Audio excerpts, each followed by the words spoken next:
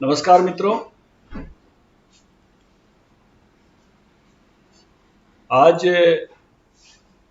हमारे साथ आदरणीय लक्ष्मीनारायण भाला जी हैं। भाला जी से मेरा परिचय 1981 से है।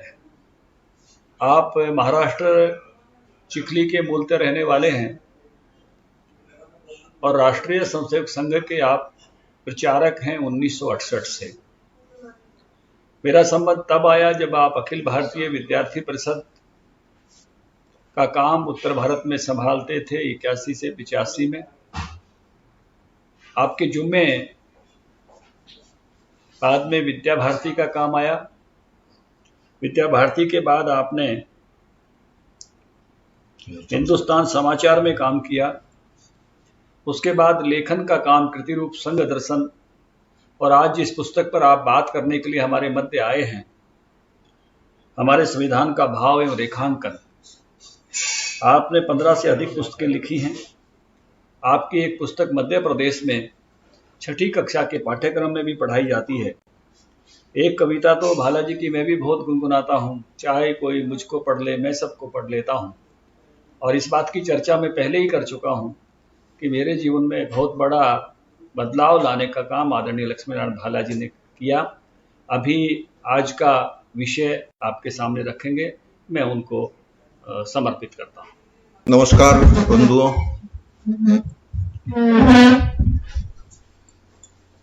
जैसा कि ओम प्रकाश जी ने परिचय में बताया, अपना भारत का जो संविधान है, उस संविधान को हमने छपी हुई इसमें रूप में देखा ही होगा, कईयों ने देखा होगा, लेकिन उसको अंग्रेजी में और हिंदी में हाथ से लिखकर बड़े सुंदर ढंग से सजाकर और संसद भवन में लाइब्रेरी वाले कक्ष में सुरक्षित रखा हुआ है। उसकी जो अंग्रेजी वाली छपी हुई कॉपी 1000-1200 करीब छपी होगी, और केवल कुछ प्रमुख लोगों को किसी एमपी के अनुशंसा के बाद वो मिल सकती है। तो एक प्रति आज से 4 वर्ष पूर्व जब मैं हिंदुस्तान समाचार का काम देखता था, उन दिनों हमारे हिंदुस्तान समाचार के जो प्रबंधक डॉक्टर अमित जैन, वो ये कॉपी ले आए जो यहां पीछे रखी है। तो इसको देखकर मैं बड़े आश्चर्य में पड़ा कि इतनी बड़ी संविधान की पुस्तक और हाथ से लिखी हुई, और हाथ की लिखावट इतनी सुंदर, और जब उसके पन्ने पलटने लगा तो देखा उसमें कुछ चित्र भी है। तो उन चित्रों पर मैंने विचार चक्र मेरे शुरू हुए, सोचना शुरू किया। तो ध्यान में आया कि इन चित्रों को केवल सजावट के तौर पर नहीं रखा गया है, इसके पीछे चित्र बनाने वाले का निश्चित रूप से कोई उद्देश्य रहा होगा, कोई लक्ष्य रहा होगा, कोई बात रही होगी। तो क्या होगी, इस पर मैंने सोचना शुरू किया। इस बीच जैसे कि संघ का प्रचारक हूं, तो संघ की योजना से संघ ने जो काम दिया उसके लिए प्रायोरिटी वो बन जाती है। तो मेरे जिम्मे कृति रूप संघ दर्शन इस पुस्तक माला को 6 खंडों में लिखने का दायित्व दिया गया। लिखकर छपवाने तक का दायित्व मेरे जिम्मे था, और इस सारे काम में मुझे भोपाल रहकर ये सारा काम करना था। तो 2 वर्ष लग गए। 2 वर्ष बाद जब वापिस इस संविधान की प्रक्रिया पर मैं आया, तो ध्यान में आया कि नंदलाल बोस, जिनके जिम्मे इस चित्रों को सजावट का काम दिया गया था, और उनके साथ शांति निकेतन की एक टोली, उन्होंने इसको सजाया है। और अंग्रेजी में प्रेम नारायण रायजादा जी, उन्होंने बड़े सुंदर हस्ताक्षर में इसको लिखा है। हिंदी वाली प्रति भी बाद में खूब मिली मुझे, उसके बारे में भी जानकारी मिली कि वसंत कृष्ण वैद्य इन्होंने हिंदी में लिखा है। इन दोनों परिवारों से मेरा कालांतर में संपर्क भी हुआ और उन्होंने किस किस प्रकार से लिखा होगा, कैसे कितनी मेहनत की होगी, ये जब जानकारी मैंने खोजबीन की तो ध्यान में आया कि बड़े सुंदर ढंग से आस्ते आस्ते उनको लिखना पड़ता था, नाप जोक कर लिखना पड़ता था। तो एक दिन में एक पन्ने से अधिक हो नहीं पाता था। तो करीब 6 महीने इन दोनों को अंग्रेजी में लिखने में 6 महीने और उसके साथ साथ हिंदी में भी अनुवाद भी होता रहा और लिखते भी रहे। उनको 8 महीने इतना समय उनको लगा है और बाद में फिर उसको फोटोकॉपी करके छापा गया। छापने के बाद उसकी जो 3 प्रतियां बनी, एक हिंदी हस्तलिखित, एक अंग्रेजी हस्तलिखित और टाइप की हुई फाइल, इन तीनों को 24 जनवरी 1950 अर्थात संविधान सभा का अंतिम दिन, जिस दिन संविधान सभा का विसर्जन होना था, उस दिन एक टेबल पर तीनों सजाई गई और 299 के करीब उन दिनों इसके सदस्य थे, जिसमें से 284 लोग उस दिन उपस्थित थे। और वो चित्र हम देखेंगे तो ध्यान में आएगा कि उन 284 लोगों ने एक के बाद एक, पहले हिंदी, फिर अंग्रेजी और फिर फाइल की कॉपी टाइप की हुई, ऐसे तीनों पर हस्ताक्षर करते हुए एक एक व्यक्ति जाता था और ऐसे 284 लोगों ने उस पर हस्ताक्षर किए। वो हस्ताक्षर वाला पृष्ठ में बाद में दिखाऊंगा। तो ये जो काम हुआ है, इस काम को एक लेखमाला के रूप में मैंने चाणक्य वार्ता, जो पाक्षिक पत्रिका निकलती है, उसमें लिखना शुरू किया। 16 लेख बने, पूरा 1 वर्ष इसमें लग गया। और उन लेखों के बाद पाठकों की ओर से मांग आई कि इसको पुस्तक के रूप में छापा जाए।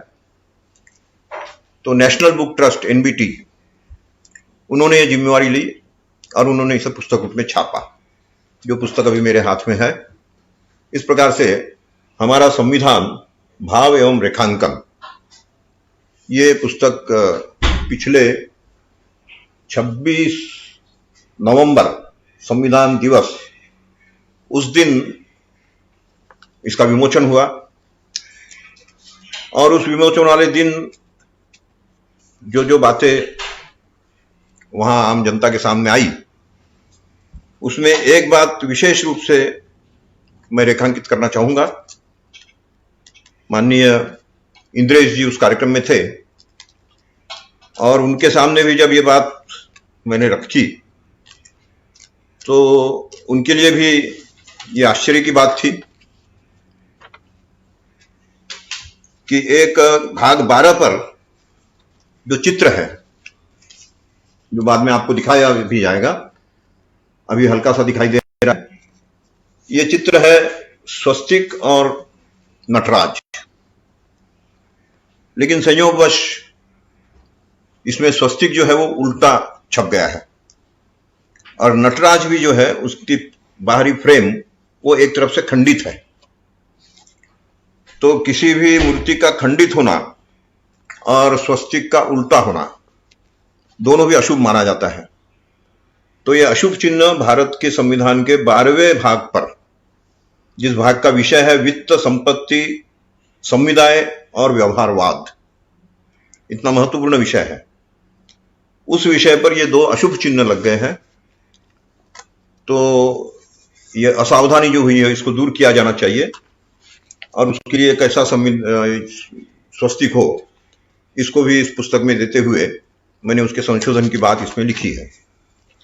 और दूसरी बात, मेरा आग्रह इसमें मैंने ये भी लिखा है, जिस पर और भी कई लोग काम कर ही रहे हैं पहले से, लेकिन पूरे पुस्तक पर, पूरे सब चित्रों पर उसकी व्याख्या करते हुए इस प्रकार की पुस्तक, ये पहली पुस्तक है। स्वयं सुभाष कश्यप जी ने, डॉक्टर सुभाष कश्यप, उन्होंने इसकी जो भूमिका लिखी उसमें उन्होंने बात लिखी है कि अपनी ढंग की अकेली और पहली ही पुस्तक है। तो इस अकेली और पहली पुस्तक में एक आग्रह भी मैंने रखा है कि इसके बाद जब भी संविधान छपे तो इन चित्रों के साथ वो छपना चाहिए।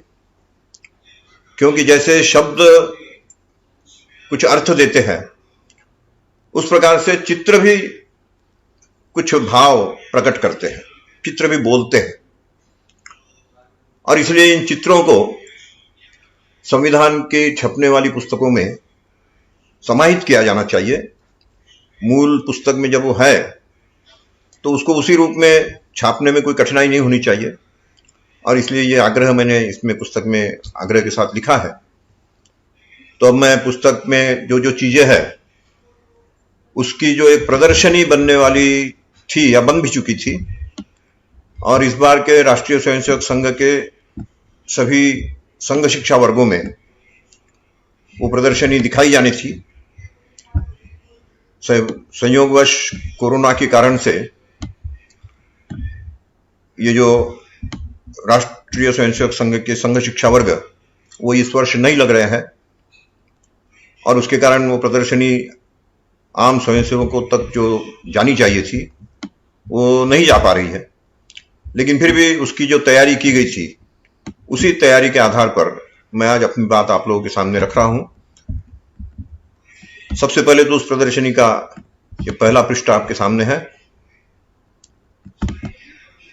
भारत का संविधान, इसका हिंदी वाला जो ये मेरे पास रखी है वो अंग्रेजी वाली है, और हिंदी वाली का एक मुख्य पृष्ठ ये है।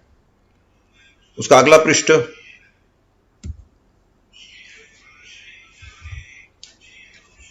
संविधान सभा। संविधान सभा का गठन 6 दिसंबर, यहां गलती से 9 दिसंबर लिखा गया है, 6 दिसंबर 1946 को गठन हुआ। 9 दिसंबर को अस्थायी अध्यक्ष के उपस्थिति में पहली बैठक हुई।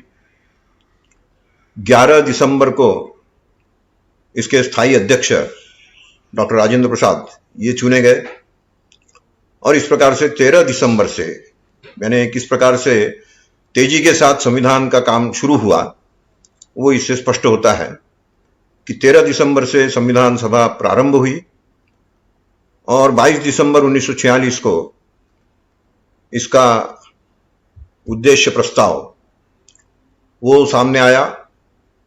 29 अगस्त 1947 को डॉक्टर अंबेडकर की अध्यक्षता में 7 सदस्यीय समिति बनी, प्रारूप समिति। 26 नवंबर 1949 को संविधान के 284 लोगों ने इस पर हस्ताक्षर किए। यहां तारीख थोड़ी गलत लिखी गई है, ये 24 जनवरी होनी चाहिए, 24 जनवरी 1950, जिस दिन अंतिम बैठक थी संविधान की, संविधान सभा की। तो इस प्रकार से कुल मिलाकर 2 वर्ष 11 माह और 18 दिन इस संविधान के पूरी तैयारी में, लिखने से लेकर तो पारित होने तक, इतना समय इसमें लगा है। संविधान के कुल 22 भाग है, 395 अनुच्छेद है इसमें, और मूल रूप से जो 8 अनुसूचियां हैं, 8वीं अनुसूची भारत की भाषाएं, उसकी सूची है, और उस सूची वाले पृष्ठ के ही अंतिम भाषा का जो नाम लिखा गया है, उसके बाद से 284 लोगों के हस्ताक्षर की शुरुआत वहां से हुई है। पहला हस्ताक्षर संविधान सभा के अध्यक्ष डॉक्टर राजेंद्र प्रसाद का होना चाहिए था, लेकिन पंडित नेहरू की जल्दबाजी के कारण उन्होंने पहला हस्ताक्षर दोनों जगह कर दिया, हिंदी और अंग्रेजी वाले में। बाद में डॉक्टर राजेंद्र प्रसाद से अनुरोध किया गया तो उन्होंने उसको थोड़ी तिरछी जगह जो मिल गई उस जगह में करके और अपना कर्तव्य पूरा किया। तो इस प्रकार से संविधान की इस प्रक्रिया में बात आगे बढ़ी। मजेदार बात यह है कि संविधान लिखने की जो प्रक्रिया है, ये वास्तव में अंग्रेजों का राज जब से आया 1773 से उन्होंने कोई ना कोई नियम इस देश को देना होगा, उन नियमों के अनुसार देश को चलाना होगा। इसके लिए एक एक नियमावली बनाना शुरू किया। कुछ वर्ष उस नियमावली से चला, फिर कुछ नियमावली में परिवर्तन आया, फिर बड़ा, ऐसे करते करते 16 बार नियमावलियां बनते बनते 1935 में एक संविधान का रूप इस अपनी प्रक्रिया को उन्होंने दिया। और ये वो देश है ब्रिटेन जिनका अपना एक अक्षर का भी संविधान नहीं है, लेकिन उन्होंने भारत पर दुनिया का सबसे बड़ा संविधान ये बनाने का एक प्रकार से काम थोप दिया। और 1935 में ही यह संविधान बना। 1935 के बाद कुछ चुनाव शुरू हुए, अंतरिम सरकारें बनने लगी, और जितने भी राजे रजवाड़े थे उन लोगों को समाहित करने की प्रक्रिया शुरू हुई। सब लोग आने के लिए तैयार नहीं थे, तो कोई केवल राजस्व देकर अपने आप को आबद्धित रखना चाहते थे, कोई अंग्रेजों की सरकार को मान्यता ही देना नहीं चाहते थे। ऐसी प्रक्रिया चलती रही। 1947 में देश स्वाधीन होगा, ये मोटे तौर पर घोषणा की गई। और उस समय महात्मा गांधी ने यह कहा था कि इस देश का विभाजन मैं नहीं होने दूंगा, पहले मेरे शरीर के टुकड़े होंगे तब इस देश का विभाजन होगा। और इसलिए आम जनता को बड़ा भरोसा था, विश्वास था, और संविधान सभा को भी ये विश्वास था कि हमारा देश अखंड ही रहेगा। और इसलिए संविधान सभा की जो एम्ब्लम है, जो उसका ये एम्ब्लम जो है, हम देखेंगे तो ध्यान में आएगा कि अखंड भारत का चित्र, और उसमें हाथी का मुंह या गणेश जी का मुंह समझ लीजिए। इस प्रकार से इस संविधान की शुरुआत हुई, संविधान सभा की। तो ऐसी स्थिति में संविधान सभा का लेखन जब शुरू हुआ तो सबसे पहले तो अशोक चक्र के साथ अशोक स्तंभ, जिसमें 4 सिंह चारों तरफ अंकित है, 3 हमें दिखाई देते हैं, चौथा पीछे की ओर है। जब मूर्ति बनती है तो चारों तरफ होता है, तो एक तरफ से देखेंगे तो 3 ही दिखाई देते हैं। तो इस प्रकार से अशोक चक्र ये अपने संविधान का और भारत का प्रतीक चिन्ह बना, राष्ट्रीय प्रतीक चिन्ह। संविधान की उद्देशिका ये लिखी गई। उस समय इसको समाजवादी बनाया जाए, पंथ निरपेक्ष रखा जाए, ऐसी कई बातें आई। लेकिन उस समय डॉक्टर अंबेडकर ने बड़े साफ शब्दों में कहा कि भारत का जो मूल चरित्र ही है उसको इसमें लिखकर और अनावश्यक प्रश्न खड़ा करने की क्या जरूरत है। इसलिए इन दोनों शब्दों की यहाँ कोई आवश्यकता नहीं है, यह हमारे स्वभाव का अंग है, इसलिए इसको लिखने की आवश्यकता नहीं है। लेकिन 42वें संशोधन में जब भारत पर आपातकाल थोपा गया था तो इंदिरा गांधी ने उद्देशिका से भी छेड़छाड़ करते हुए उसमें इन 2 शब्दों को समाहित किया, समाजवादी और पंथ निरपेक्ष। और इस प्रकार से इस संविधान की उद्देशिका में इसमें कमल का चित्र दिया हुआ है। उस कमल के चित्र का अर्थ यह है कि कीचड़ में उगने के बाद भी कीचड़ से दूर और पानी तक को अपने ऊपर नहीं टिकने दे, इस प्रकार का जो चरित्र या स्वभाव है कमल का, ऐसी हमारी राजनीति, ऐसा हमारा देश होना चाहिए। फिर भाग 1 पर, जिसका विषय है अपने देश की सीमाएं, उस पर मोहनजोदारो का प्रतीक चिन्ह दिया गया है। अब प्रश्न ये उठता है कि मोहनजोदारो तो आज जिस भारत में हम है उस भारत में नहीं है, ये तो पाकिस्तान में जा चुका है, लेकिन फिर भी इसको यहाँ क्यों दिया है? तो अर्थ स्पष्ट है कि भले ही राजनीतिक दृष्टि से पाकिस्तान को हमें विभाजित करके अलग करना पड़ा हो, लेकिन सांस्कृतिक दृष्टि से पूरा भारत एक है। और इसलिए सांस्कृतिक सीमाओं की जब बात करेंगे तो मोहनजोदारो ये हमारे भारत का ही अंग है, इसका विस्मरण न हो, इसलिए भाग 1 पर इस प्रतीक चिन्ह को नंदलाल बोस ने अंकित किया है। कई बार प्रश्न उठता है कि नंदलाल बोस के अंकित किए हुए सारे चित्र जो है ये संविधान का हिस्सा है कि नहीं? तो मैं कहूंगा कि निश्चित रूप से संविधान का हिस्सा है, क्योंकि संविधान को पूरी तरह से पढ़कर और उसका निचोड़ समझते हुए, जानते हुए, उसी आधार पर उन्होंने हर चित्र एक एक भाग पर अंकित किया है। और ये चित्र ऐसे बना है कि किसी जी कागज पर चित्र बना दिया होगा उन्होंने, उसका फिर सांचा बना और उस सांचे को यहाँ छापा गया है। ये मैं इसलिए कह रहा हूं कि हिंदी और अंग्रेजी दोनों में एक ही तरह का समान चित्र है। इसका मतलब वो सांचा है जिसको छापा गया है। और वो जो शुरू में ही मैंने बताया कि स्वस्तिक उल्टा हो गया, वो भी इसी प्रकार हुआ होगा। जिस कारीगर को स्वस्तिक अंकित करने के लिए दिया, उसने सीधा ही स्वस्तिक जो है उसका सांचा बना दिया, और वो जब छापा गया तो उल्टा छप गया। तो इस प्रकार से एक असावधानी इसमें हुई है। लेकिन कुल मिलाकर संविधान के एक एक चित्र को हम देखेंगे तो दूसरा भाग जो है यह है नागरिकता, सिटीजनशिप।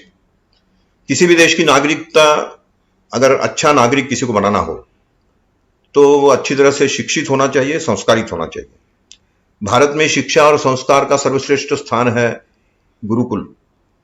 तो वैदिक काल के एक गुरुकुल का चित्र वो इसमें दिया गया है, जिस चित्र में गुरु बैठे हैं, सामने शिष्य शिक्षा ग्रहण कर रहे हैं, चारों ओर प्राकृतिक दृश्य है, निर्भय होकर पक्षी नाच रहे हैं, पशु भी घूम फिर रहे हैं।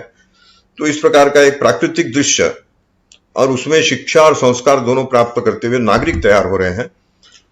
इन नागरिकों के मौलिक अधिकारों की रक्षा, ये इसके बाद वाला चैप्टर है, भाग 3। मौलिक अधिकारों की रक्षा का सर्वश्रेष्ठ राज्य भारत में अगर कोई माना जाता है तो वो है राम राज्य। महात्मा गांधी से लेकर सब लोगों ने भारत में राम राज्य स्थापित होना चाहिए, यही बात कही है। तो उस राम राज्य की स्थापना स्वयं राम ने की। और लंका विजय के बाद जब उनको केवल एक ही दिन का समय बचा था, कि भरत ने कहा है कि अगर 14 वर्ष के बाद एक दिन की भी देरी हो जाए तो मैं अपने आप को भस्म कर दूंगा, तो भरत की उस प्रतिज्ञा का भी ध्यान था इनके राम के मन में। और इसलिए विभीषण से उन्होंने जब कहा कि मुझे तो एक ही दिन में पहुंचना है, तो पुष्पक विमान की व्यवस्था की गई, और पुष्पक विमान से राम लक्ष्मण सीता तीनों भी अयोध्या की ओर जा रहे हैं। वो चित्र यहाँ दिया गया है। मूल भाव यह है कि राम राज्य की स्थापना करने के लिए राम स्वयं अयोध्या की ओर जा रहे हैं। और राम राज्य की स्थापना इसलिए कि मौलिक अधिकारों की रक्षा करनी है। मौलिक अधिकारों की रक्षा हो जाने के बाद जो नागरिक है वो देश की नीति निर्धारक तत्वों के आधार पर देश को चलाने की बात सोचते हैं। राज्य की नीति निर्धारक तत्व जो है वो कैसे होने चाहिए, इसकी सर्वश्रेष्ठ व्याख्या गीता में की गई है। गीता युद्ध भूमि में अर्जुन को सुनाए गए जो उपदेश है, उसी के सहारे, उसी के आधार पर बनी है, लिखी गई है। तो उस गीता का उपदेश देते हुए भगवान कृष्ण और विषादग्रस्त अर्जुन, हथियार छोड़कर बैठे हुए अर्जुन, उनको वो प्रेरित कर रहे हैं, उत्साहित कर रहे हैं, उनको नीति निर्धारक तत्व क्या होने चाहिए इसका ज्ञान देते हुए कर्म के लिए प्रवृत्त कर रहे हैं। ये इसमें दिया गया है।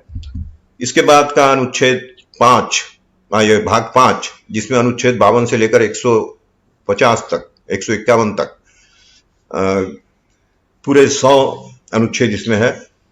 और विषय है पूरा देश जो है वो एक संघ, इस रूप में हमें रखना है।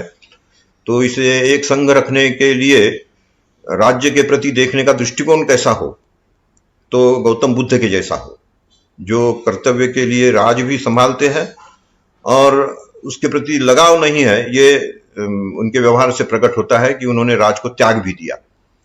तो राज्य के प्रति पूरा शासन चलाने के लिए लगाव भी हो और उसके प्रति त्याग की भावना जब मन में आए तो त्याग भी करने के लिए प्रवृत्त हो जाए। इस प्रकार से ये बौद्ध का चित्र दिया गया है, जिसमें वो अपने शिष्यों के सामने प्रवचन कर रहे हैं। इसके बाद का है महावीर। जैन मत का प्रचार करते हुए महावीर मयूर भी नाच रहा है, बड़ा सुंदर चित्र दिया गया है। और इसका भी विषय राज्य ही है। राज्यों की कार्यपालिका, विधायिका, ये किस प्रकार से संचालित हो, इसका बहुत गहन अध्ययन जैन दर्शन में किया गया है। और इसलिए यहाँ उनके चित्र का अंकन नंदलाल बोस ने किया है। उसके बाद भाग सात मौर्य काल की उस समय का जो दृश्य है उसका चित्रांकन यहां किया गया है। चित्र ऐसा है कि महिलाएं अधोवस्त्र के बिना घूम फिर रही है, पुरुष अपने काम में मग्न है, अर्थात अपने कार्य के प्रति मग्न रहते हुए पूरे देश में एक निर्भयता का वातावरण ऐसा है कि महिलाएं खुले रूप में अच्छी तरह से घूम फिर रही है। ये जो दिखाया गया है ये मौर्य काल की निर्भयता और संपन्नता, और ये विषय राज्य रचना से संबंधित भाग 7 है।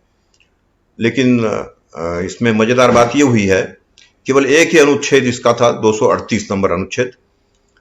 1956 में एक 7वां संशोधन, यानी संविधान लागू होने के 7 वर्षों बाद 7वां संशोधन 7वें भाग पर इतना असर कर गया कि 7वां भाग ही निरस्त हो गया, क्योंकि राज्य रचना की जो इसमें व्यवस्था थी वो ऐसी थी कि जैसे जैसे राज्य विलीन होते जाएंगे, इन्होंने अपने सरदार पटेल ने राज्यों के विलीन करने की प्रक्रिया शुरू की थी, और जो काम अंग्रेज कर नहीं पाए थे वो काम बड़ी सफलता से और बड़े दृढ़ता के साथ सरदार पटेल ने किया। हर राजा के पास, हर बादशाह के पास वो जाते थे, मिलते थे, उनको बुलाते थे, उनसे बातचीत करके उनको विश्वास दिलाते थे कि पूरा देश जो है वो एक अखंड इस रूप में रहेगा, और इसलिए आप हमारे साथ, देश के साथ एक साथ रहकर काम करिए। इस प्रकार से 532 के करीब छोटे बड़े राज्य रजवाड़े वो विलीन करने की प्रक्रिया इस काल में उन्होंने की, और उस समय राज्यों की ABCD ऐसी 4 सूचियां बनाई गई थी। वो चारों सूचियां इसमें लिपिबद्ध थी।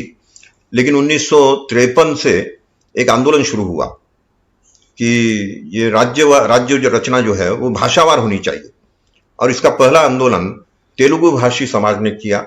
मद्रास से, तत्कालीन मद्रास जो आज का चेन्नई है, तो मद्रास से हम अलग होकर अपना राज्य, अपनी भाषा का राज्य इसको चलाना चाहते हैं, अलग करना चाहते हैं।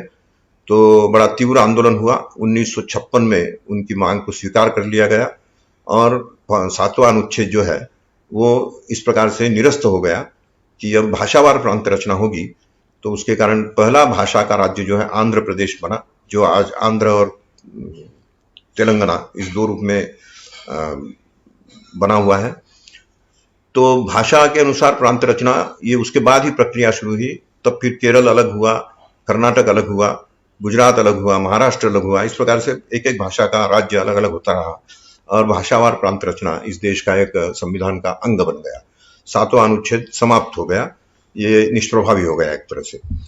8वां अनुच्छेद, 8वां भाग, जिसमें अनुच्छेद 239 से लेकर 242, केवल 3-4 अनुच्छेद है। और इस पर जो चित्र दिया है, इसको देखकर हर कोई कहता है कि हनुमान जी छलांग लगा रहे हैं। लेकिन मैंने देखा कि हनुमान जी अगर छलांग लगा रहे हैं तो हनुमान जी की दुम कहाँ है? दुम तो है नहीं। तब फिर मैंने सूची देखी। सूची से ध्यान में आया कि ये तो कबीर है, ये कुबेर है। फिर मन में प्रश्न जगा कि कुबेर है तो छलांग क्यों लगा रहे हैं? तो उनका जीवन पढ़ने के बाद ध्यान में आया कि वास्तव में कुबेर जो है ये हनुमान जी के परम भक्त थे, और अपने इस भक्ति के वश उन्होंने अपनी एक श्रेष्ठ गदा वो हनुमान जी को दे दी थी। वही गदा हनुमान जी लेकर और अपना पराक्रम दिखाते थे। और हनुमान जी में जो रिस्क लेने की एक प्रकार से प्रवृत्ति थी कि जोखिम लेकर काम करना है, तो ये बात कुबेर को बड़ी पसंद आती थी, और इसलिए उन्होंने जोखिम लेकर भारत की वित्त व्यवस्था इसको सुदृढ़ किया जाना चाहिए, ये दिखाने के लिए नंदलाल बोस ने उनका चित्र हनुमान जी के जैसे छलांग लगाते हुए, ये जो है अपने कुबेर, उनका चित्र दिया है।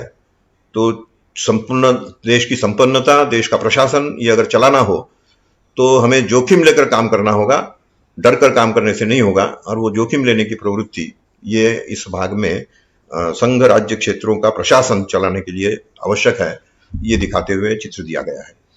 अगला चित्र है विक्रमादित्य का दरबार। विक्रमादित्य के सिंहासन के बारे में हम सभी जानते हैं कि वो एक ऐसा सिंहासन माना जाता था कि उस पर जो भी बैठेगा वो न्याय ही करेगा। तो सुदृढ़ न्याय व्यवस्था ये नीचे तक रहे, पंचायत नगर पालिकाओं तक रहे, इसका संकेत देते हुए यहां विक्रमादित्य का दरबार इस चित्र को दिया गया है। इस दरबार में हम देख रहे हैं कि उस दरबार में नृत्यांगनाएं नृत्य भी कर रही है, कुछ पक्षी वो भी नृत्य कर रहे हैं, एक आनंद का वातावरण ये इसमें दिखाई दे रहा है। तो इस प्रकार से न्याय अगर मिलेगा तो आनंद ही आनंद रहेगा, ये प्रदर्शित करते हुए विक्रमादित्य का दरबार ये इसमें दिया गया है। और विक्रमादित्य के दरबार में जैसे न्याय की बात है, उसी प्रकार से दूर दूर तक शिक्षा का भी प्रचार प्रसार होना चाहिए, और इसलिए अनुसूचित जाति जनजाति क्षेत्रों तक भी शिक्षा पहुंचे, इसका संकेत देते हुए भाग 10 पर नालंदा विश्वविद्यालय का चित्र दिया है। नालंदा विश्वविद्यालय के बारे में हम जानते ही है कि ये भारत की श्रेष्ठ शिक्षा व्यवस्था का एक बहुत बड़ा विश्वविद्यालय था।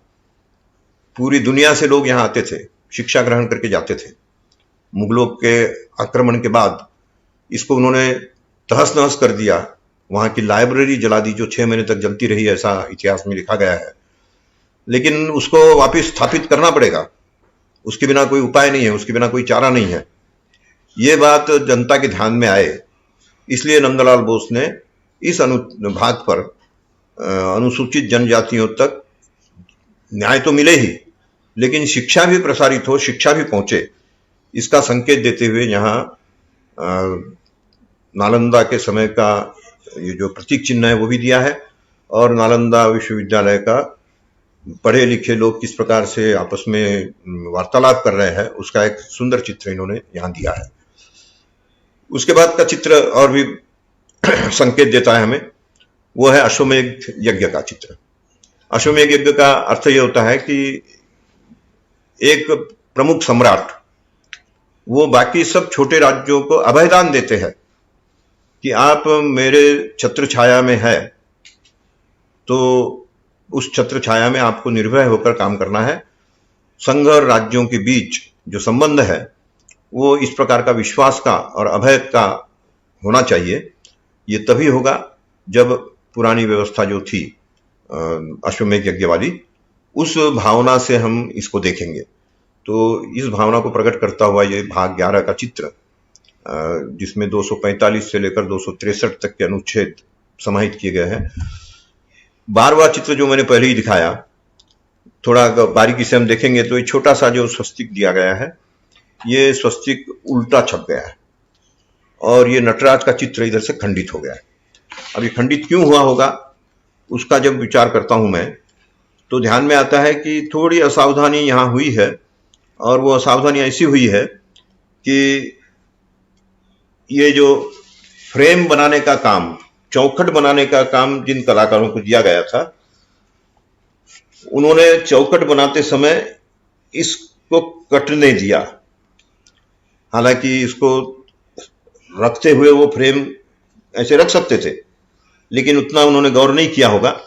जैसे कि आगे हम देखते हैं, गौर किया गया है, ये जो हस्ताक्षर किए गए चित्र है, यह है पृष्ठ है, उन पृष्ठों में कुछ हस्ताक्षर बाउंड्री से बाहर जाते हैं, लेकिन बाउंड्री से बाहर गए हुए चित्र जो है, हस्ताक्षर जो है, उसको उन्होंने नष्ट नहीं होने दिया। ऐसा कई जगह दिखाई देगा।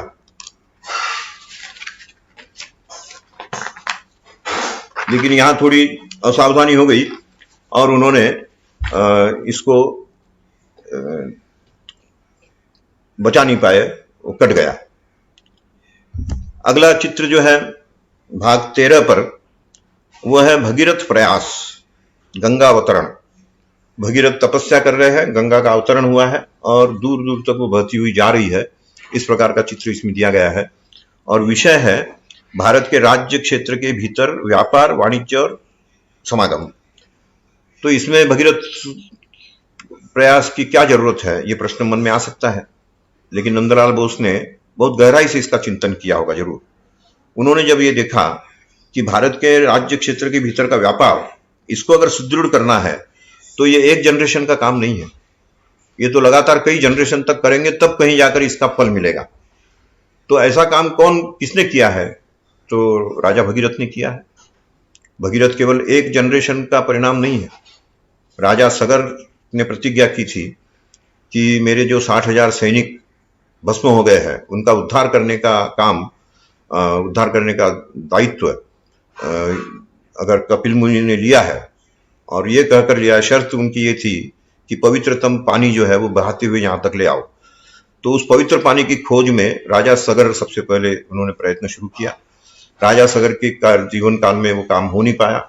उनके पुत्र थे जिनका नाम था असमंजस, प्रवृत्ति से भी असमंजस थे। उन्होंने कह दिया कि मैं राजकाज संभालूं या ये पानी खोजने जाऊं, मेरे से नहीं होगा। उनके पुत्र अंशुमान अर्थात सगर के पोते, उन्होंने कहा कि दादाजी का सपना मैं पूरा करूंगा, और उन्होंने हिमालय में जाकर पानी का स्रोत जो बहा नहीं अब तक, उसको खोजना शुरू किया। और उनके जीवन काल में उनको ऐसा कोई स्रोत मिला नहीं, लेकिन उनका प्रयास जारी रहा। उसी प्रयास को उनके पुत्र दिलीप उन्होंने और आगे बढ़ाया, और आगे बढ़ते बढ़ते हिमालय के शिखर तक जाकर पहुंचे, और वहां उन्होंने देखा कि मानसरोवर ही एकमात्र ऐसा पानी है जो सबसे पवित्र है, सीधे स्वर्ग से उतरता है। लेकिन ये भी अपने ब्रह्मपुत्र और सतलुज ऐसे 3-4 नदियों के रूप में बहकर जा रहा है, तो फिर इससे भी पवित्र पानी और कौन सा हो सकता है? और उन्होंने जब तपस्या की, अनुभूति हुई उनको, तो उनके ध्यान में आया कि मानसरोवर से जो छनकर जा रहा है नीचे धरती के अंदर से बहता हुआ पानी, उसको कोई खोज निकाले तो वो सबसे पवित्र पानी होगा। इसको खोजने का काम कौन कर सकता है? ये भी प्रश्न आया। तब उनके ध्यान में आया कि उनके पुत्र जो है भगीरथ, ये उल्टा जाए पुत्र है, पद जाए, जिनका जन्म गर्भ से निकलते समय पैरों की ओर से होता है, पहले पैर बाहर आते हैं, तो उनमें 3 गुण पाए जाते हैं। इस प्रकार का जो जन्म होता है, बहुत हजारों में एकाध कोई होगा, लाखों में एकाध होगा। तो ऐसा जो जन्म लेता है वो धरती पर खड़े रहकर धरती के अंदर अगर कहीं धन गड़ा हो तो उसकी जानकारी वो दे सकता है, धरती के अंदर कहीं पानी हो तो वो बता सकता है, वो पानी बहता हुआ है वो भी बता सकता है, और किसी के शरीर में अगर कोई स्नायु का विकार हुआ हो स्नायु का असंतुलन हुआ हो, तो उसके अंगूठे लगाने से वो संतुलन ठीक हो जाता है। इस प्रकार के गुणों का अधिकारी भगीरथ थे। तो भगीरथ के जिम्मे उन्होंने ये काम दिया कि ये बहता हुआ अंडरग्राउंड वाटर जो है उसको तुम खोज निकालो और इसको प्रवाहित करो, यही सबसे पवित्र पानी होगा, यही गंगा होगी। तो इस प्रकार से उन्होंने 600 किलोमीटर, जो क्या नासा ने भी कहा है कि नासा के वैज्ञानिकों ने इस खोज को पुष्टि दी है कि मानसरोवर का अंदर से बहता हुआ पानी ही गंगोत्री तक आया है और गंगोत्री में उसको प्रवाहित किया गया है। तो ये काम भगीरथ ने किया। तो 5वीं जनरेशन गंगा को खोजने में सफल हुई। तो वही बात नंदलाल बोस कहना चाहते हैं यहाँ कि हमें भी एक जनरेशन के बाद दूसरी जनरेशन में काम करते हुए और 5 जनरेशन तक ये काम करना पड़ेगा, तब कहीं जाकर हम सफल होंगे। अगला चित्र है अकबर का दरबार, भाग 14। अकबर का दरबार संघ राज्य सेवाएं, संघ और राज्य के बीच कैसे सेवाएं हो, कैसे संबंध हो, इसके बारे में ये अनुच्छेद है।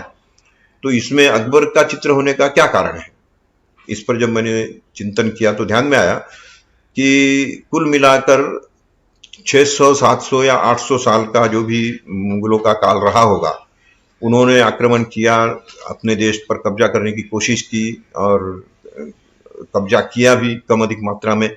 तो ऐसे 64 राजा बादशाह कुल मिलाकर हो चुके थे। इन 64 में अत्याचार करने में कोई कम नहीं था, लेकिन थोड़ा डिग्री का अंतर नंदलाल बोस के ध्यान में आया कि जिन्होंने 700 साल यहाँ कुछ न कुछ मात्रा में काम किया है, तो उनको संविधान में कहीं न कहीं स्थान तो देना ही चाहिए।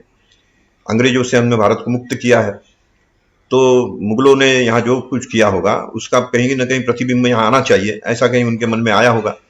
और तब उन्होंने देखा कि केवल 4 वर्ष तक राज करने वाला बाबर, ये इसने बहुत अत्याचार किए, राम मंदिर को भी तोड़ा। 48 वर्ष तक राज करने वाला औरंगजेब, इसने भी अत्याचारी नाते ही जाना जाता है वो। लेकिन 49 वर्ष तक राज करने वाला अकबर, ये इन सब की तुलना में बहुत डेमोक्रेटिक था। उसके नवरत्न दरबारों में 4 रत्न जो है इस भारत के मूल निवासी हिंदू वो थे, और वह अपने राज्यों के साथ अपने संबंधों को सुदृढ़ करने के लिए विवाह संबंध स्थापित करता था। अत्याचार करके भगा कर लाना ऐसे नहीं होता था, वो समझौता करके विवाह संबंध स्थापित करता था। तो इस प्रकार से उनके अत्याचारों के बीच भी जो अच्छे गुण हैं, उन गुणों को ध्यान में रखते हुए 64 राजा राजवाड़ों में, बादशाहों में एक बादशाह कुछ मात्रा में हमारे लिए अनुकूल संविधान के लिए हो सकता है, ऐसा सोचकर उन्होंने अकबर के दरबार को यहाँ स्थान दिया है। इसके बाद के चित्र में निर्वाचन वाला हिस्सा है, भाग 15। निर्वाचन हम किस लिए करते हैं? तो हमें योग्य नेता मिले। योग्य नेतृत्व का क्या लक्षण होना चाहिए ये संविधान लिख नहीं सकता, लेकिन संविधान के चित्रों के द्वारा नंदलाल बोस ने हमारे सामने विषय स्पष्ट किया है कि हमें पराक्रमी और त्यागी ऐसा नेतृत्व चुनना चाहिए। छत्रपति शिवाजी के जैसे पराक्रमी हो और गुरु गोविंद सिंह के जैसा त्यागी हो। गुरु गोविंद सिंह के त्याग के बारे में बताने की जरूरत नहीं है। उनके पिताजी को भी उन्होंने प्रवृत्ति किया त्याग करने के लिए, बेटों का भी बलिदान दे दिया, और खालसा पंथ की स्थापना करते हुए व्यक्ति को गुरु न मानते हुए ग्रंथ को गुरु के रूप में स्थापित करने का एक महान कार्य ये उन्होंने किया। तो इस प्रकार से इतने पराक्रमी त्यागी ऐसे जो गुरु गोविंद सिंह है, ऐसे हमारे नेता होने चाहिए। अगले अनुच्छेद 16 है।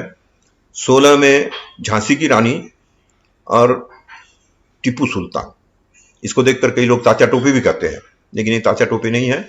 उनकी इसकी जो सूची बनी है, सूची में स्पष्ट लिखा गया है टीपू सुल्तान। यहां भी प्रश्न आता है कि टीपू सुल्तान का चित्र क्यों दिया है? टीपू सुल्तान तो कोई बहुत बड़ा पराक्रमी, बहुत बड़ा कोई काम किया हो उसने, ऐसा नहीं। केवल एक छोटा सा राज्य मैसूर का उतना उसने संभाला था, और वहां अत्याचार भी कम नहीं किए थे। आज का जो मोपला स्थान है, वो मोपला स्थान इसी की देन है, जहां हिंदुओं पर बहुत अत्याचार हुआ, मंदिर तोड़े गए। लेकिन इसकी खासियत ये थी कि उसने 5 मंदिर सुरक्षित रखे थे। उसका अपना स्वार्थ रहा होगा। और सबसे पहला बलिदानी इसको कहा जा सकता है कि अंग्रेज यहाँ केवल राज करने नहीं आया है, वो यहाँ केवल व्यापार करने नहीं आए हैं, वो यहाँ राज करना चाहते हैं, इसलिए इनको यहाँ मत आने दो, ये कहकर उनका मुकाबला करते हुए बलिदान हुआ, ऐसा टीपू सुल्तान है। और उनके 70 वर्ष बाद, टीपू सुल्तान के 70 वर्ष बाद वही अंग्रेजों से मुकाबला करते हुए झांसी की रानी, इसका बलिदान हुआ। तो ये अंग्रेजों के विरुद्ध बलिदानी, इस रूप में इन दोनों को यहाँ स्थान दिया गया है। और इसका विषय है कुछ वर्गों के लिए विशेष उपबंध। तो कुछ वर्गों में एक तो महिला भी आती है, महिलाओं के लिए विशेष उपबंध हो, और अनुसूचित जाति जनजाति के साथ अल्पसंख्यक समाज, उसके बारे में भी इसमें लिखा गया है। इसके अगला 17वां भाग है। इसमें महात्मा गांधी का चिरपरिचित जो चित्र है, लाठी हाथ में लेकर चलता हुआ, वो चित्र इसमें दिया गया है। और इसका विषय है राजभाषा। एक गुजराती भाषी नेता, लेकिन वो भारत को अगर एक सूत्र में बांधना हो तो यहाँ की राजभाषा हिंदी होनी चाहिए, इसके प्रबल समर्थक थे। तो इसलिए जहाँ राजभाषा की बात आती है, वहाँ महात्मा गांधी का चित्र ये एकदम योग्य है, समीचीन है, इस रूप में इनको दिया गया है। महात्मा गांधी का एक और चित्र अगले अनुच्छेद भाग 8 में, अनुच्छेद 352 से लेकर 360 तक का जो है, जिसका विषय है आपातकालीन प्रबंधन। देश में जब भी कभी कोई आपातकाल आए तो उस आपातकाल में उसको प्रबंधन करने के लिए क्या क्या नीति निर्धारित करनी पड़ेगी या नीति का अवलंबन करना पड़ेगा, इसका विवरण इस भाग 18 में दिया गया है। और इसमें जो चित्र दिया है वो है नोआखाली में महात्मा गांधी शांति स्थापना के लिए गए हैं। नोआखाली क्यों गए? दिल्ली में रहते हुए उनको नोआखाली जाने की जरूरत क्यों पड़ी? तो 2 कारण थे। एक तो यह कि वो अपनी आंखों के सामने भारत का विभाजन देखना नहीं चाहते थे, क्योंकि वो कह चुके थे कि मैं विभाजन का समर्थक नहीं हूं।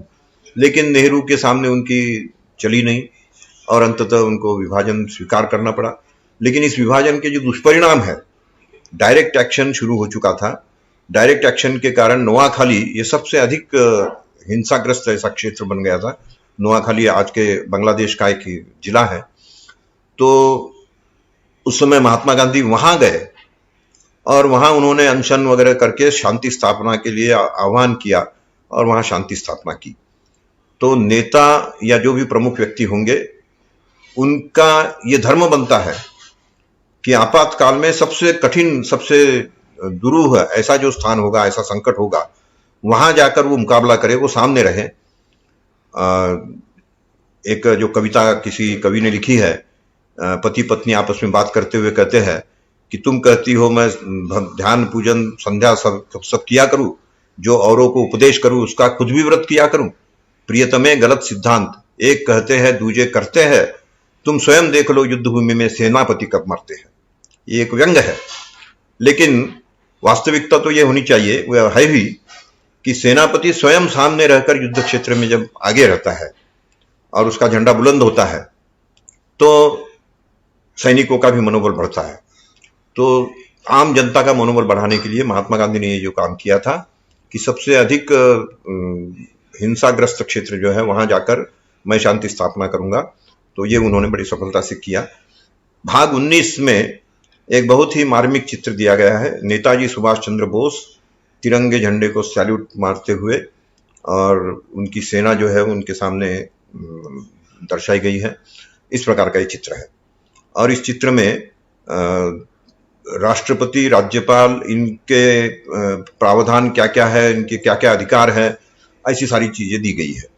और वास्तव में देश को स्वाधीनता का हम ये मानते हैं 15 अगस्त, लेकिन नेताजी सुभाष चंद्र बोस इससे पहले देश की स्वाधीनता की प्रक्रिया शुरू कर चुके थे। सबसे पहले उन्होंने अंडमान निकोबार को स्वाधीन किया, उसके बाद मणिपुर को स्वाधीन किया, और उसके बाद इसमें म्यांमार में बैठकर विशेषकर वहां अपनी सेना का गठन करते हुए, उनको प्रशिक्षण देते हुए, और अब हम भारत पर आक्रमण करेंगे, यहां से अंग्रेजों की सत्ता को हटाएंगे।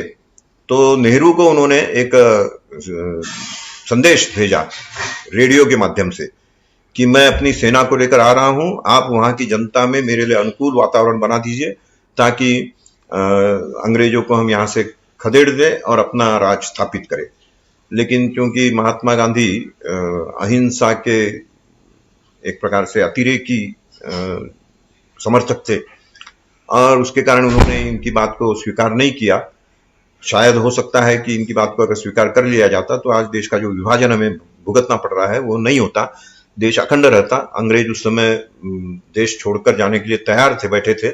तो ऐसी स्थिति में देश से पहले की स्वाधीनता, स्वाधीनता से पूर्व की स्वाधीनता, इसका एक नमूना ये नेताजी सुभाष चंद्र बोस के कार्यकाल में आ गया था। तो उसके बाद 20, 21, 22 ये तीनों भाग जो है उस पर किसी व्यक्ति या किसी घटना का कोई चित्र नहीं है। सबसे पहला है 20 पर खुला आकाश और पहाड़, पर्वत, हिमालय पर्वत। दूसरे पर है मरुस्थल और मरुस्थल में चलते हुए ऊंट। और तीसरा है सागर, समुद्र में चलती हुई बड़ी नाव और छोटी नौका। इन तीनों को देने के पीछे क्या कारण है और इसके अंदर विषय क्या है? तो विषय बड़े सामान्य से विषय है। इस संविधान का अनुवाद होना चाहिए, इस संविधान में जो जो और बातें, छोटी छोटी चीजें हैं जिसको किस किस को दिया जाना चाहिए, उसका विवरण दिया गया है। तो लेकिन ये चित्र जो दिए हैं वो बड़े संदेश देते हैं। वो ये है कि जल थल नभ, इन तीनों की रक्षा, देश की रक्षा करने का मतलब है यहाँ के जल थल और नभ, इन तीनों की रक्षा करना। और इन तीनों की रक्षा के लिए हमारी जल थल नभ सेना ये बनी है। तो उसका संकेत देते हुए अब ये जो मैं चित्र आपके सामने दिखा रहा हूं, ये है संविधान सभा, कॉन्स्टिट्यूएंट असेंबली, उसका प्रतीक चिन्ह। 1935 में आज का म्यांमार, उस समय का बर्मा, वो अंग्रेजों ने अलग कर दिया था। इसके कारण इधर म्यांमार इसमें नहीं है, लेकिन बाकी पूरा हिस्सा अखंड भारत का जिसको हम मानते हैं, वो अखंड भारत का चित्र पूरा इसमें दिया गया है। इस अखंड भारत के चित्र को सामने रखते हुए ही संविधान की पूरी रचना की गई थी। और 1950 के 24 जनवरी तक इसी चित्र के सहारे पूरे संविधान को लिखा गया है। और इस संविधान के बाकी कई चित्र इसमें दिए गए हैं। संविधान सभा के लोग बैठे हैं हस्ताक्षर इसका अंग है। 284 लोगों ने इसमें हस्ताक्षर किए हैं। तो इस प्रकार से संविधान की सारी बातें मैंने आप लोगों के सामने रखी है। अब अगर किसी के मन में कोई प्रश्न हो, कोई जानना चाहते हो, तो आप लोग पूछ सकते हैं। अगर किसी ने आज भेजे प्रश्न, हाँ, रोशन शोखंदा, क्या मूल संविधान पूरा प्रिंट किया गया था? सुना है कुछ चित्र वर्तमान संविधान से हटा दिए गए हैं। यदि ये सत्य है तो ऐसा क्यों किया गया है? ऐसा है कि संविधान की जो चित्र है उसके बारे में अब तक यही मान्यता रही है कि ये केवल एक सजावट के लिए बनाए गए चित्र है। लेकिन जब इसकी ऐसी व्याख्या करते हुए मैंने ये पुस्तक लिखी और इसकी भूमिका लिखवाने के लिए जब मैं संविधान के सर्वश्रेष्ठ ज्ञाता जिनको कहा जाए, व्याख्याता कहा जाए, जिनकी पुस्तकों के आधार पर संविधान पढ़ाया जाता है, डॉक्टर सुभाष कश्यप, उनके पास गया और बड़ा सुखद वार्तालाप हुआ था हमारा।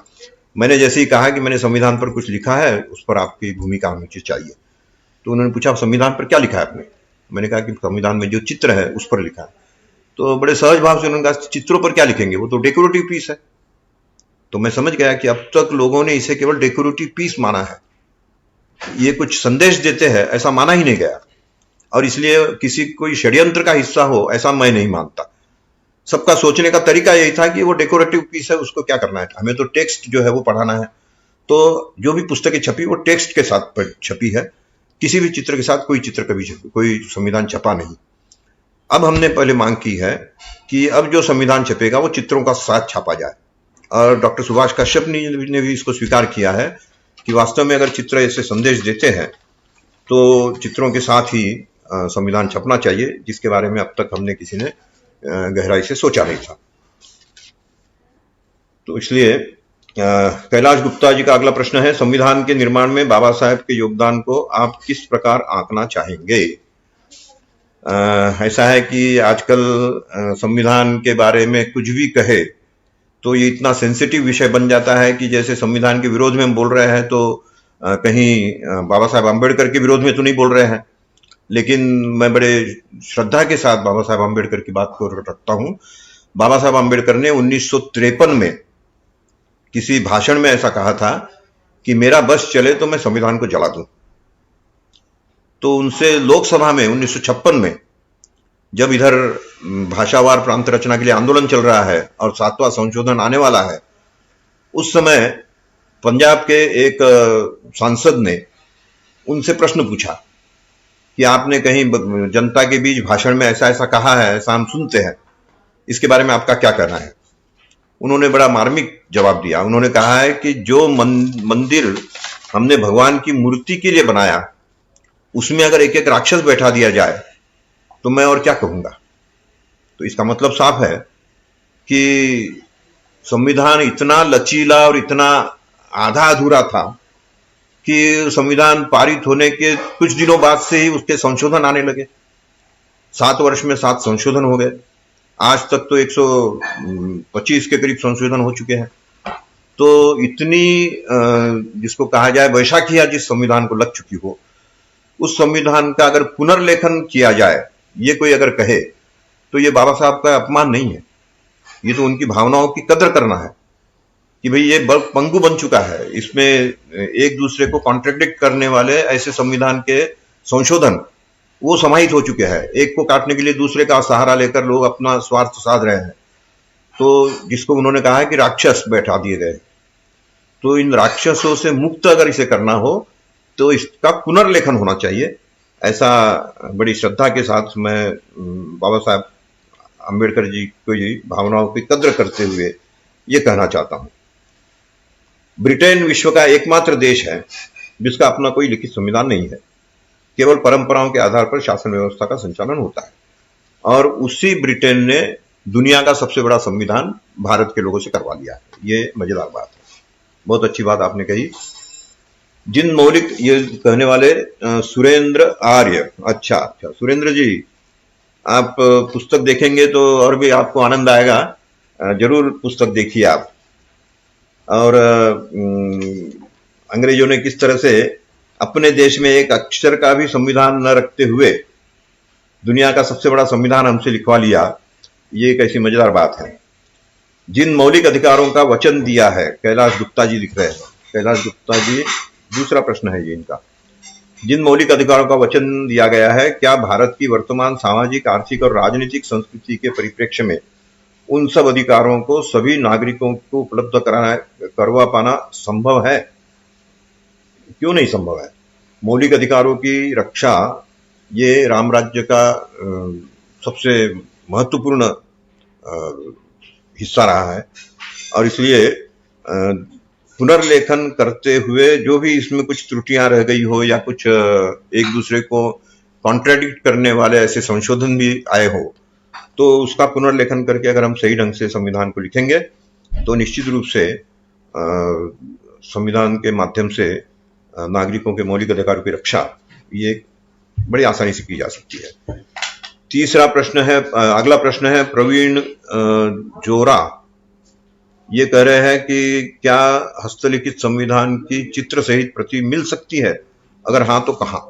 जैसे हमें मिली, किसी लोकसभा के सदस्य के द्वारा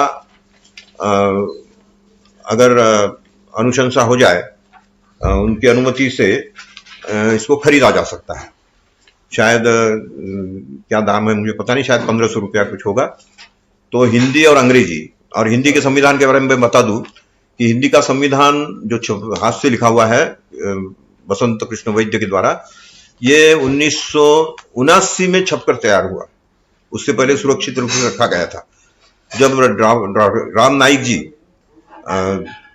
पार्लियामेंट में पहली बार सदस्य बनकर आए, और जब उनके सामने ये विषय आया कि अंग्रेजी का हस्तलिखित संविधान, उसकी 1200 प्रतियां तो छपी है, तो हिंदी वालों की भी छपनी चाहिए, तब उन्होंने मांग रखी, और उसके बाद फिर हिंदी की भी वो पुस्तक छपी है। उसमें कुछ साथ में जो तथ्य दिए उसमें थोड़ी गलती थी। उसमें यह कहा गया है कि बसंत कृष्ण वैद्य ये नासिक के रहने वाले हैं, इसलिए पहले हमने नासिक में खोजना शुरू किया, नासिक में वो मिले नहीं।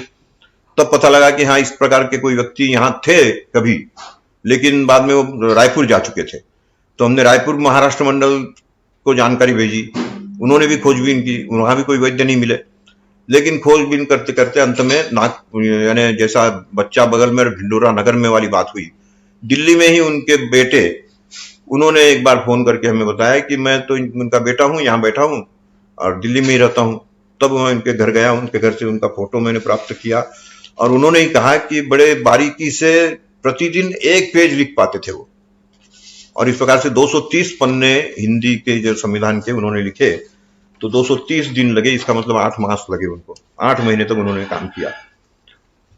अगला है, क्या ब्रिटेन का संविधान नहीं है? बिल्कुल नहीं, एक अक्षर का भी नहीं है। विक्रांत खंडेलवाल जी पूछ रहे हैं। हाँ जी, एक अक्षर का भी ब्रिटिश का संविधान नहीं है। ये तो हो चुका है। अंत्योदय और सर्वोदय के तमाम आंदोलन के बावजूद सामान्य नागरिक आज भी न्याय और गरिमापूर्ण जीवन की परिस्थितियों से वंचित है। क्या इसमें संविधान की कोई भूमिका हो सकती है? कैलाश गुप्ता जी। कैलाश गुप्ता जी बहुत प्रश्न पूछ रहे भाई, तीसरा प्रश्न हो गया इनका। तो कैलाश गुप्ता जी, संविधान की तो निश्चित रूप से भूमिका है, और वैसे अगर हमें अंग्रेज जो इंग्लैंड को ही फॉलो करना हो तो अपनी परंपराएं इतनी सुदृढ़ है और इतनी अच्छी है, जैसे बिना किसी प्रचार के कुंभ के मेले लग जाते हैं। एक नया पैसा प्रचार के लिए खर्च नहीं होता, केवल ये जो है पंचांग है, उस पंचांग में तिथि दे दी जाती है, और पूरे देश की जनता जो है वो अपने आप वहां दौड़े दौड़े चली जाती है। तो इस प्रकार से कुछ परंपराएं जो है वो अगर हम अपने जीवन में ढाल दे, तो संविधान में इतनी व्याख्या करके